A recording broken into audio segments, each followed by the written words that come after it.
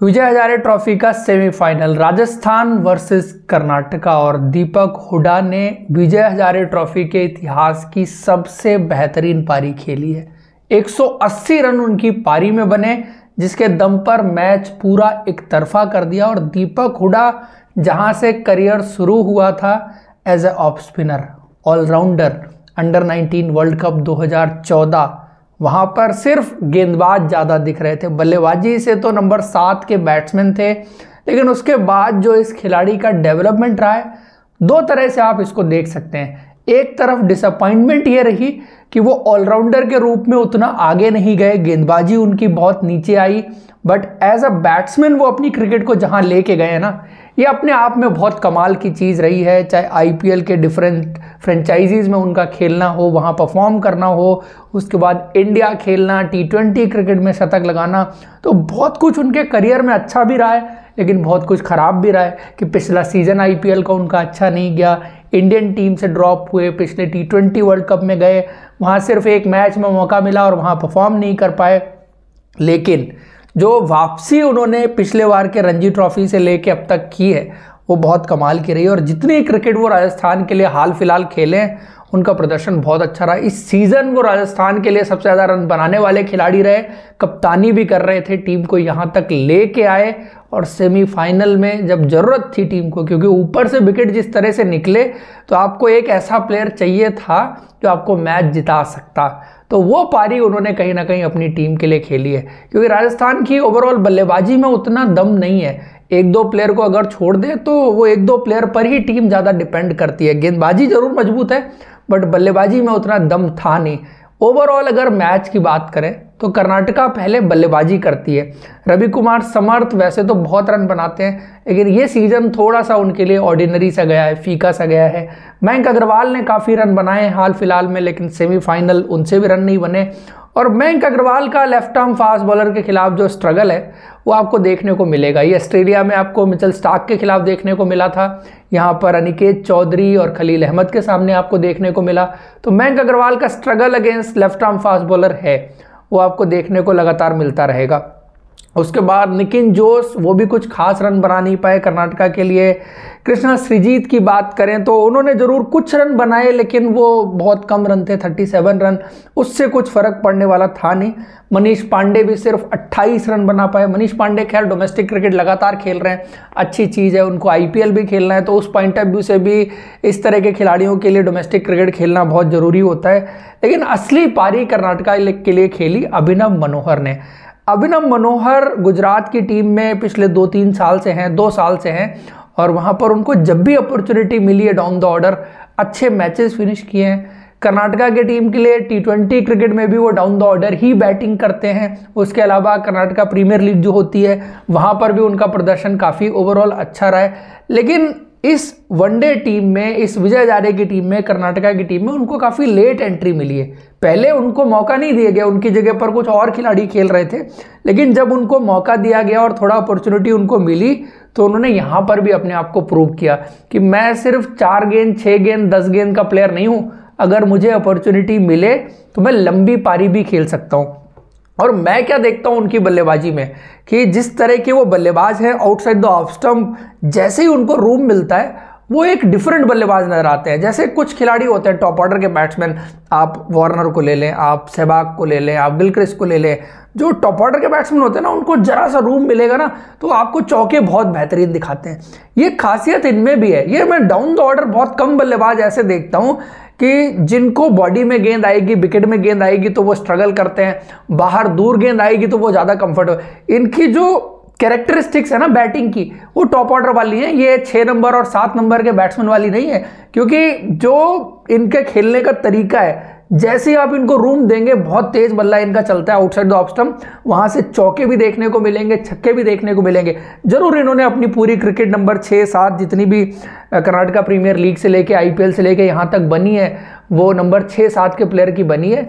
But I formally believe कि ये आपका 4 नंबर पर भी बल्लेबाजी कर सकते हैं, और इवन अगर आप इनको 3 नंबर भी बल्लेबाजी कराएं तो ये 3 नंबर भी बल्लेबाजी कर सकते हैं। उस तरह के बल्लेबाजी का पोटेंशियल इनमें ओवरऑल दिखता है। ये सिर्फ फिनिश करने की बात नहीं है, लोग इनको सिर्फ फिनिशर की तरह देखते होंगे, बट जिस तरह से ये शॉट्स लगाते हैं, जो इनका गेम है और जो सारी चीज़ें देख के मैं अंदाज़ा लगा सकता हूँ और जो समझ सकता हूँ, उस हिसाब से मेरे को ये टॉप ऑर्डर में आप इनको एक बार ही बल्लेबाजी करवा के देखिए किस तरह से ये परफॉर्म करते हैं। आई एम श्योर कि ये ज़रूर अच्छा करेंगे। जो फ्लैटेस्ट ऑफ द डेक पर आप खेलते हैं, स्पेशली T20 क्रिकेट में 4 नंबर ये आपको ज़्यादा बड़ा इंपैक्ट क्रिएट करके देंगे कंपैरेटिवली 6 नंबर और 7 नंबर पर, उस पॉइंट ऑफ व्यू से अगर देखें। उसके बाद मनोज भांडगे ने जो पारी खेली है बहुत कमाल की थी, और पिछले सीजन भी नॉकआउट्स में 2 मैचेस जो मिले थे कर्नाटका के लिए इनको खेलने के लिए, वहाँ पर इन्होंने कर्नाटका की टीम को जिताया था। और उसके बाद बहुत चर्चा रही कि आरसीबी की टीम क्या मनोज भांडगे को खिलाएगी। मैं तो कहते कहते थक गया, लेकिन आरसीबी ने इनको खिलाया नहीं। और इस बार इन्होंने अपने लिस्ट करियर की पहली हाफ सेंचुरी जो बनाई है उसकी टाइमिंग बहुत ज़बरदस्त रही है। साथ में आप देखेंगे जो छक्के इन्होंने लगाए, और छक्के स्पेशली जो फास्ट बॉलर के खिलाफ लगे उसकी बात मैं पहले करूँगा, क्योंकि जनरली जो हम और आप क्रिकेट देखते हैं एक अंदाज़ा तो होता है, आप बहुत लंबे टाइम से क्रिकेट देखते रहते हैं तो टीवी पे देख के भी आपको एक अंदाज़ा होता है, बल्ले से गेंद लगती है तो कौन सा चौका जा रहा है कौन सा छक्का जा रहा है। 3 छक्के लगे, एक में मैं 50-50 था बाहर जाएगी या नहीं जाएगी, बट 2 में मैं श्योर था कि आउट होने वाले हैं। लेकिन वो गेंद बाउंड्री से 5 मीटर 7 मीटर जो है वो अंदर जाके गिरी है। जो पावर इनके शॉट्स में रही है, स्पेशली क्योंकि क्या होता है कि आउटसाइड द ऑफ स्टंप अगर आपका जो चेस्ट हाइट है उसके आसपास से गेंद आप मिड विकेट के ऊपर छक्का मार रहे हैं, क्योंकि वहां पर क्या है कि जो आपका बॉटम हैंड इन प्ले आता है इन जनरल बहुत सारे बल्लेबाजों का उस तरह से नहीं आता, बैट स्विंग आपको पूरा उस तरह का मिलता नहीं है, कंट्रोल करना थोड़ा सा मुश्किल हो जाता है। बट इन्होंने जिस तरह से 2 छक्के मारे, गेंद ऊपर ही मार दी, और इतनी हाइट जाने के बाद भी अगर उनको डिस्टेंस मिल रही है तो ये बड़ी स्पेशल चीज़ है। और इसमें मैं कुछ टेक्निकलिटीज तो देख ही नहीं रहा हूं, क्योंकि टेक्निकलिटीज के अगेंस्ट जाती है ये चीज कि आप जिस एंगल पर आपने बॉल हिट करी है, अगर बेसिक फिजिक्स की बात करें उस एंगल से आपको मैक्सिमम डिस्टेंस तो कभी मिल ही नहीं सकती।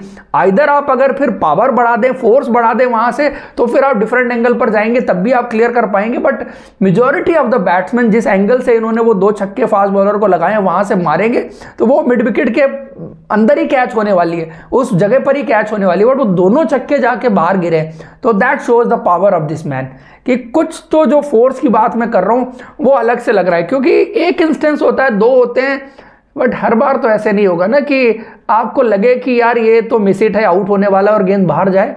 तो पावर तो है इस लड़के के पास। बाकी गेंदबाजी से उन्होंने जिस तरह से दिखाया वो बहुत कमाल की रही। और राजस्थान की अगर गेंदबाजी की बात करें तो खलील बहुत ज़बरदस्त फॉर्म में इस सीज़न रहे हैं, दिल्ली कैपिटल्स के लिए अच्छे साइन है। फाइनल में लास्ट में थोड़ा एक्सपेंसिव रहे, बट पूरा सीजन उन्होंने अच्छी गेंदबाजी की है। अनिकेत चौधरी आईपीएल में मौका मिलेगा नहीं, ये इंटरेस्टिंग रहेगा, बट अच्छी गेंदबाजी उन्होंने भी की है। अराफत खान एज ए अच्छे बॉलर जो है वो इमर्ज हुए हैं, साथ में देखेंगे राहुल चहर का सीजन अच्छा गया है राजस्थान के लिए। फिर चेज करने की बारी जब आती है तो आप देखेंगे कि दोनों ओपनर जल्दी चले जाते हैं, डक बनाते हैं। फिर महिपाल लोमरोर जो पिछले मैच के सेंचुरियन थे वो भी आउट होकर चले जाते हैं, और दीपक हुडा और करण लांबा यही 2 मिलके सारे रन बना देते हैं। 180 तो दीपक हुडा ने बना दी, और करण लांबा अंडर 23 में भी बहुत ज़बरदस्त प्लेयर रहे, बहुत ज़बरदस्त इनसे परफॉर्मेंस देखने को मिली है। यहाँ पर भी काफ़ी खड़ूस टाइप के बल्लेबाज, मतलब विकेट नहीं देते आसानी से। आप ये इनसे विजय हजारे ट्रॉफी में 1-2 मैचेस में और भी देखेंगे, ये जब राजस्थान के ऊपर से विकेट निकले तो ये अटक गए तो अटक ही गए, फिर आउट नहीं हुए। तो मतलब मुश्किल सिचुएशन में खड़ा होने वाला बल्लेबाज आप इनको जरूर कह सकते हैं। यंग भी हैं, कल के गेम में भी आपने देखा कि 112 गेंदों पर 73 रन है, तो साथ इन्होंने बहुत बखूबी जो है वो निभाया है। बाकी गेंदबाजी की बात करें अगर कर्नाटका की, तो वासुकी कौशिक नई गेंद से जरूर विकेट मिला, विजय कुमार बेशक, क्योंकि देखो सामने से जो बल्लेबाजी हो रही थी ना दीपक हुडा की, उसका तोड़ था ही नहीं सही मायनों में। अगर कर्नाटका की गेंदबाजी के पास कहें तो विद्युत कबीरप्पा को जरूर मिस किया होगा, क्योंकि अर्ली ऑन अगर विकेट निकाल सकते तो निकाल सकते थे। बाद में आप जानते हैं कि राजकोट का विकेट भी बहुत बेहतर होता है। पहला एक आपको जो मौका मिलता है, विंडो मिलती है जो अंडर द लाइट्स विकेट निकालने की, वही होती है, और उसमें आपने निकाल लिया तो ठीक है, नहीं निकाला तो फिर दीपक हुडा जैसा बैट्समैन सेट है, खड़ा है, सेंचुरी बना सकता है, बना चुका है, तो फिर तो वो आपको बख्शने वाला है नहीं, और ना उन्होंने बख्शा। तो अब फाइनल होगा हरियाणा वर्सेस राजस्थान, और नॉकआउट जो 2 टीमें हुई हैं वो दोनों साउथ की टीम तमिलनाडु और कर्नाटका। सो नॉर्थ की दोनों टीमें फाइनल खेलेंगी। पहली बार जो है विजय हजारे ट्रॉफी का और कोई ना कोई चैंपियन बनेगी। अदरवाइज आप कर्नाटका और तमिलनाडु के बीच में काफ़ी टाइम से विजय हजारे ट्रॉफी और T20 फॉर्मेट में स्विच देख रहे थे, दोनों आपस में बारी बारी से खेल रही थी। तो इस बार आपको डिफरेंट चैंपियन जो है वो देखने को मिलेगा। फिलहाल दोस्तों इस रिव्यू में, एनालिसिस में इतना ही। वीडियो डिस्कशन पसंद आया तो आप लाइक और हमारे चैनल को सब्सक्राइब जरूर करें।